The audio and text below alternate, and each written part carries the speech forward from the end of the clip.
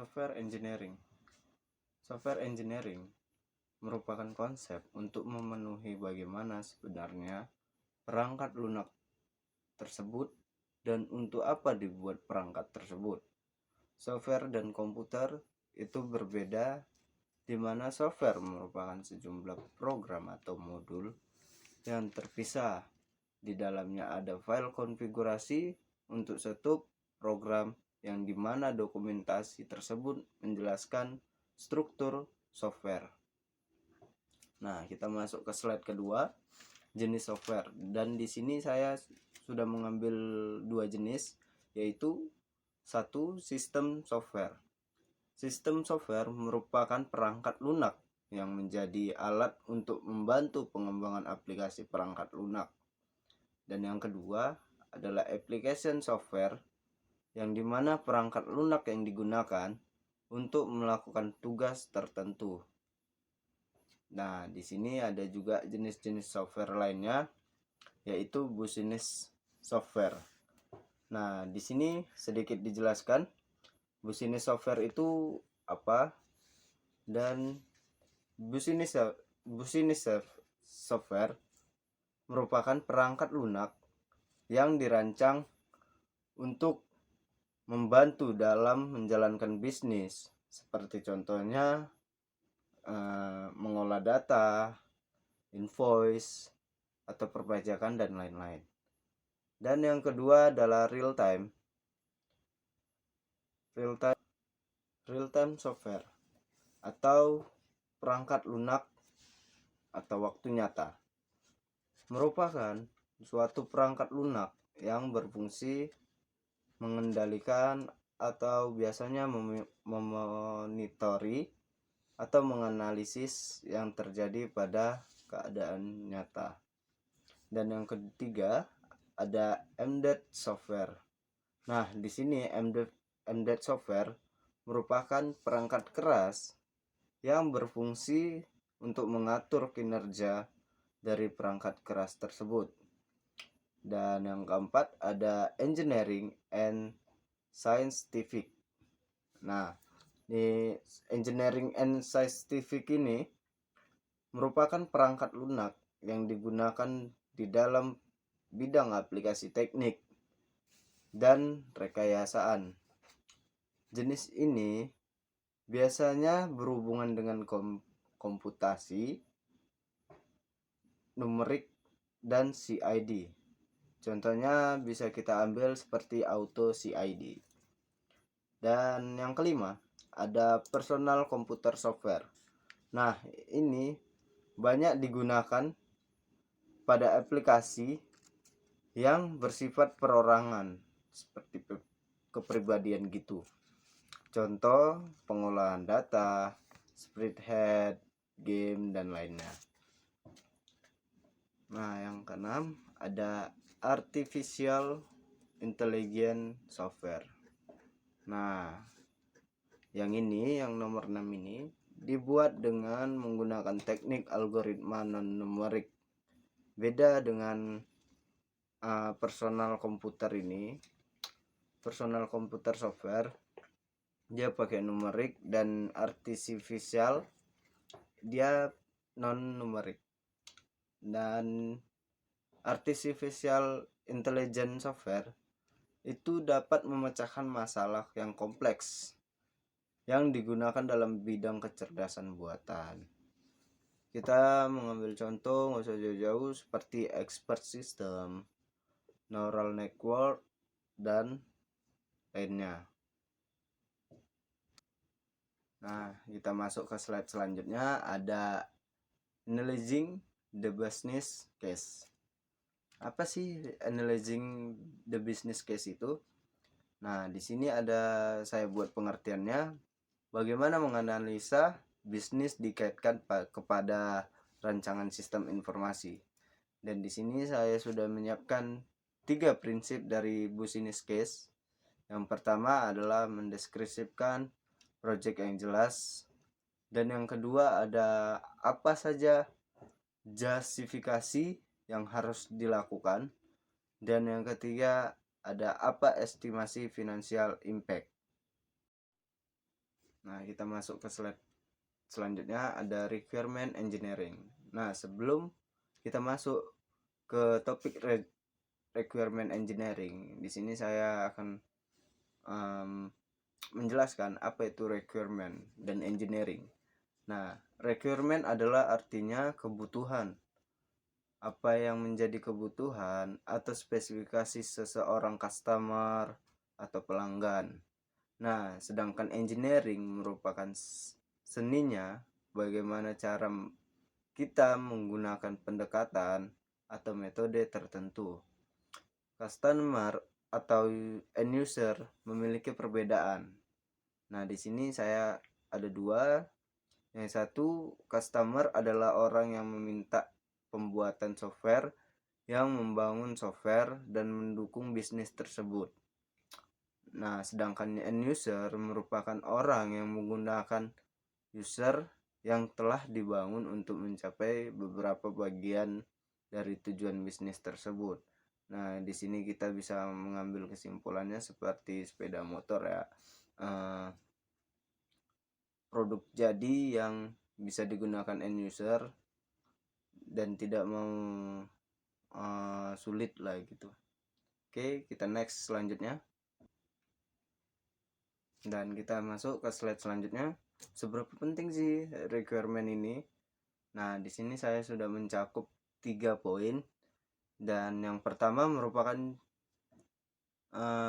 jembatan menuju analisis, desain dan konstruksi. Dan yang kedua merupakan bagian tersulit dalam pengembangan sistem software, karena ini menentukan proses yang harus dikembangkan lebih dalam lagi. Dan yang ketiga, tidak ada bagian lain yang begitu mempengaruhi hasil sistem jika terjadi kesalahan. Nah, kita next selanjutnya. Dan kita masuk ke slide berikutnya, ada requirements modeling.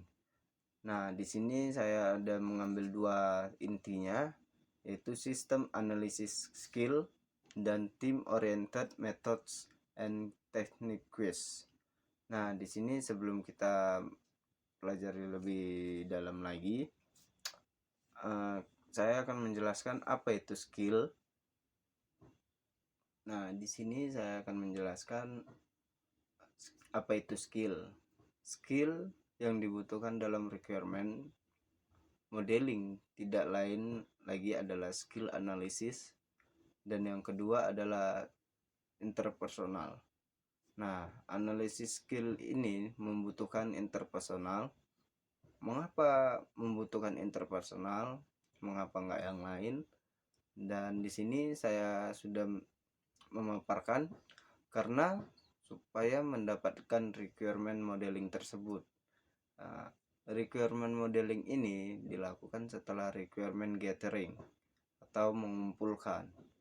Dalam tata pengumpulan, kalau semisalnya analisa tidak ada, maka apa yang akan dikatakan oleh user atau customer dengan apa yang dicatat itu berbeda, tidak sama seperti itu.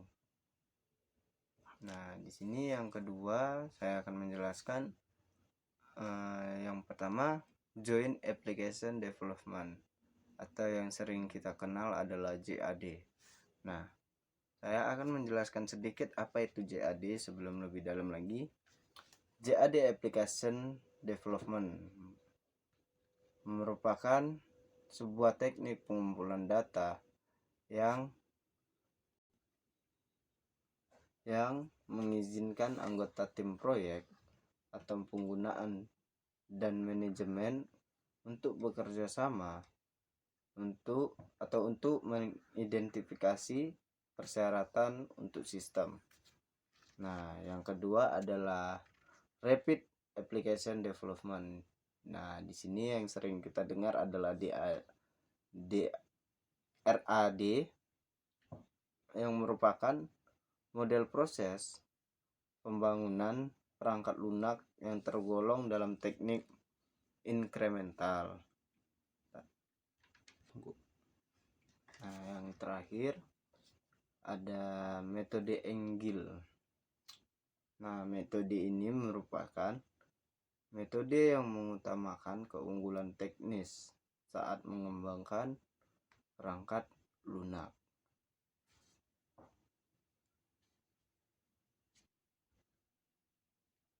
Nah, kita masuk ke slide selanjutnya, ada manajemen.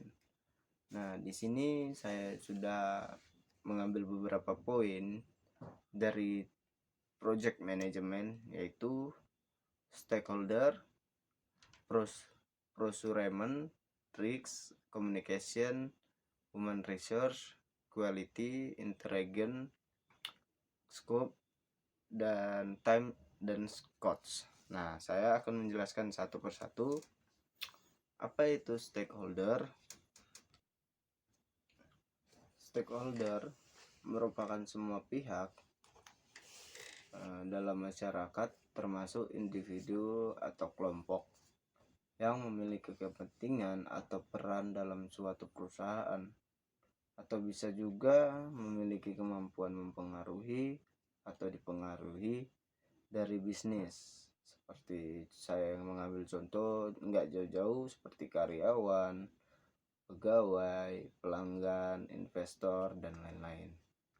Nah, yang kedua tadi ada procurement. Procurement atau pengadaan merupakan kegiatan yang dilakukan dalam perusahaan untuk membeli barang atau peralatan, maupun itu mesin atau untuk produksi, atau bahan kebutuhan reparasi, dan procurement juga bisa untuk memesan jasa. Nah, yang ketiga adalah risk atau resiko. Nah, risk ini adalah kemungkinan terjadinya peristiwa yang berhubungan bisnis atau konsekuensinya atau permasalahannya yang dapat akibat sebuah proses yang sedang berlangsung atau yang tidak berlangsung. Nah, ini juga harus dibicarain, apa risiko-risiko berjalannya bisnis. Nah, yang keempat ada human resource atau sumber daya manusia. Nah, sumber daya manusia ini adalah salah satu yang sangat penting, jangan tidak penting ya, karena SDM ini merupakan suatu hal yang penting dibagi bisnis maupun dimanapun itu. Bahkan tidak dapat dilepaskan dari sebuah organisasi ataupun perusahaan. Nah, yang keempat ada communication. Nah, communication ini sangat berdampak sekali ya, karena tanpa bercommunication itu bisa terjadi antara miskomunikasi antara bos dan karyawan atau pelanggan ya. Nah, yang keenam ada quality. Nah, ini harus diperhatikan juga, karena sebuah bisnis itu harus memperhatikan kualitas produknya. Apabila produknya jelek, maka produknya tidak akan laku di mana saja dan tidak akan dibeli oleh siapapun. Dan yang ketujuh ada integration. Nah, integration adalah proses kombinasi dari berbagai sumber menjadi satu proses integrasi, dan kombinasi data ini diminta dari sebuah proses pengumpulan sampai dengan cleansing atau penutup. Dan yang ke-8 ada scope. Nah, dan yang ke-9 ada time, dan yang ke-10 ada yang ke-8 ada scope, dan yang 9 ada time, dan yang 10 ada cost. Dan di slide selanjutnya saya ini sudah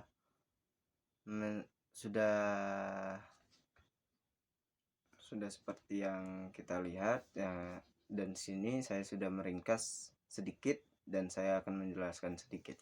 Dan scope artinya adalah dari awal kita harus memiliki sudut pandang apa yang mau kita manage dalam suatu project.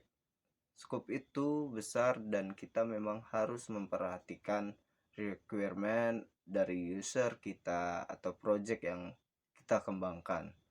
Setelah kita tahu requirement-nya, kemudian scope-nya, kita telah menjadi poin-poin kecil agar kita tidak didedikasi ke tim mereka tidak keberatan. Dan sudut pandang dalam scope ini adalah world view atau wawasan dunia, dan 2 domain, ketiga elemen, keempat detail. Nah, yang ke slide berikutnya ada di sini time. Time itu adalah dalam memanajemen waktu ada 2 cara, yaitu secara top down dan secara bottom up. Secara top down, seorang project manager langsung menentukan deadline-nya kapan, kemudian dia push kepada timnya untuk menyelesaikan sesuai dengan jadwal. Namun kadang top down ini tidak efektif bila tidak dijalankan mulai dari bottom, karena yang masuk secara teknis karena project manager melainkan tim. Bottom up setelah tahu requirement scope dari apa yang akan dibuat project bersangkutan, lalu akan berdiskusi dengan tim apa yang akan dilakukannya selanjutnya. Dan di slide selanjutnya adalah cost. Dan di sini saya sudah memberi pengertiannya dikit. Cost itu adalah waktu adalah uang. Sebuah project yang harus mempunyai waktu kapan dia siap. Seorang project manager harus mempunyai sense of balancing. Dan kita masuk ke slide selanjutnya, ada tradisional life cycle versus agile development. Waterfall versus agile.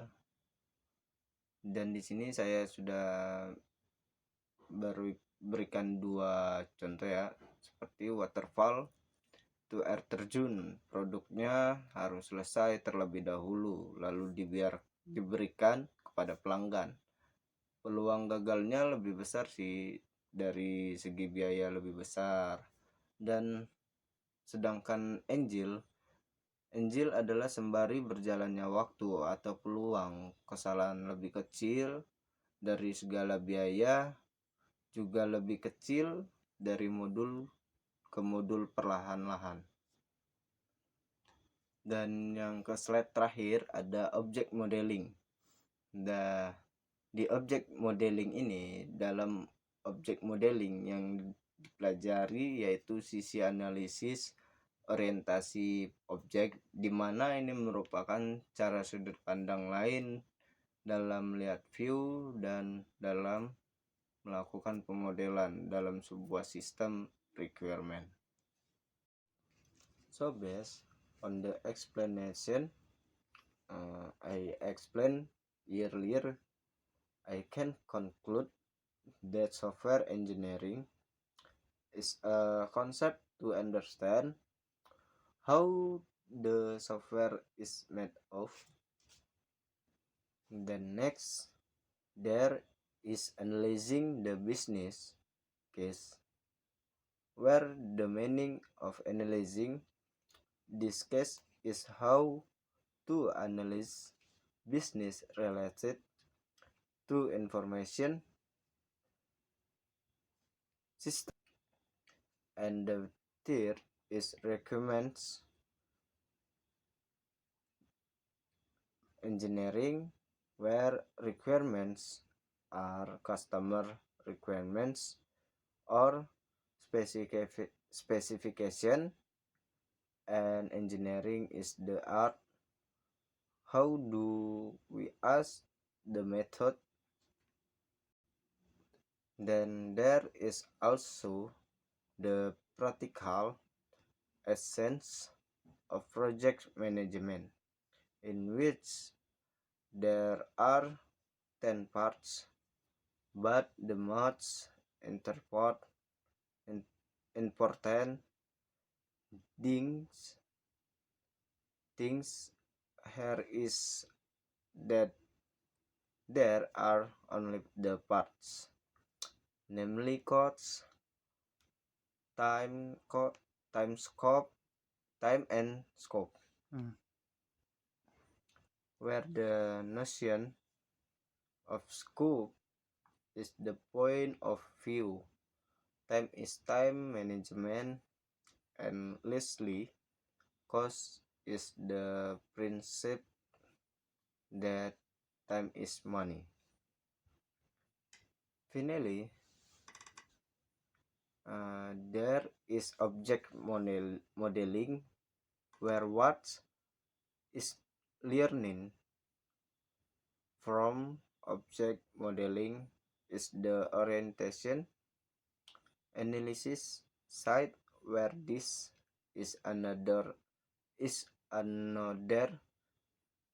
point of view in looking at view and models in doing modeling in a system requirement. This is my presentation. Thank you for watching me and listening me. I hope you can enjoy it. Thank you.